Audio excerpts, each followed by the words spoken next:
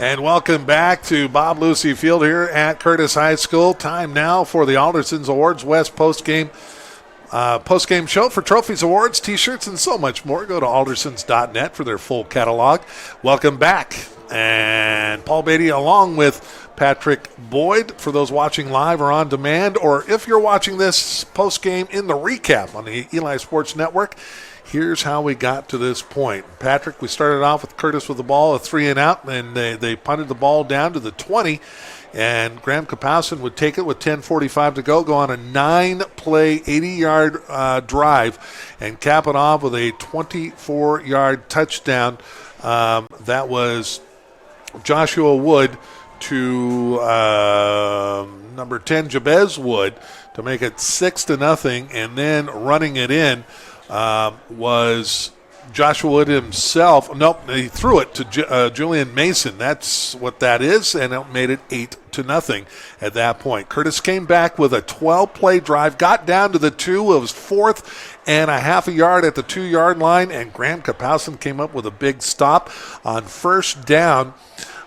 They kept saying it was Michael Toa. I don't know if it was Michael Toa or 23, which would have been Leuna Taylor Pomelet.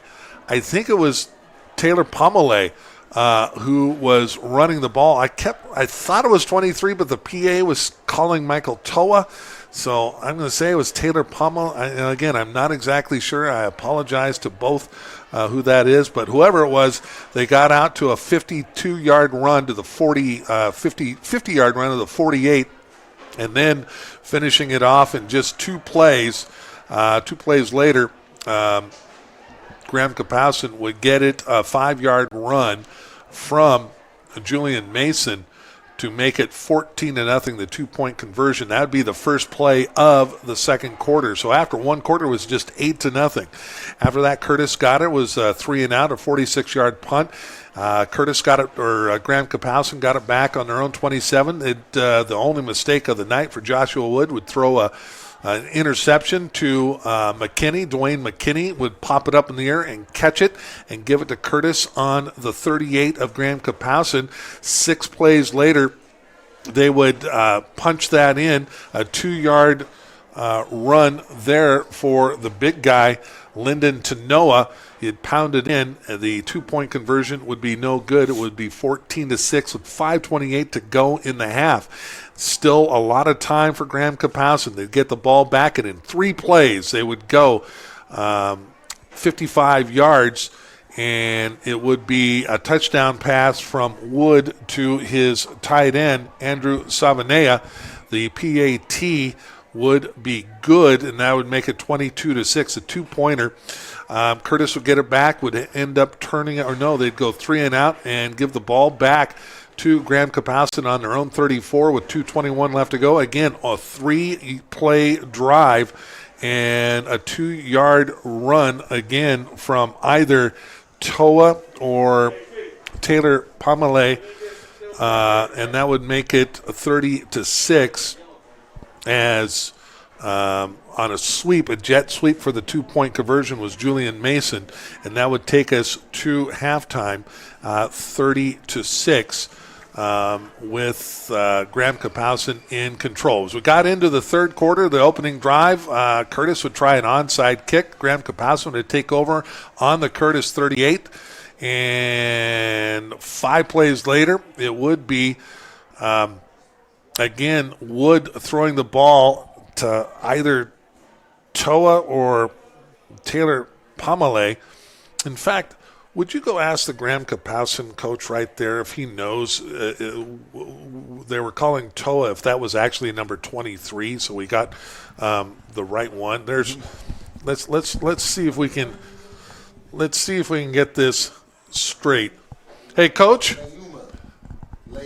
Yeah, so it was not 30. They kept calling Toa in there at 33 scoring for you. That was actually 23 the whole time, right? No, 33. 33, and then so 23 is the one who scored the last one. He got in there once. No, he didn't. Mikey got in there twice. The very last one was what's the other small guy's name? 27. No, I know that one, but I think there was a one that 23 did get in. No, he didn't get no touchdown. It was just Toa on all of them. 23 got in the fourth quarter. Yeah, right, that's 23. That's what I was wondering. Okay, so it was Michael Toa. Yeah. At least we got that one right. Perfect there. Okay, and so that would make it 36-6. That was Michael Toa who got in there. Curtis would have to punt it away. Graham-Kapowsin would get it back again. On their own 25, a 5-play drive, and Wood would run it in himself from 26 yards out. The PAT would be good, and that would make it 44-6.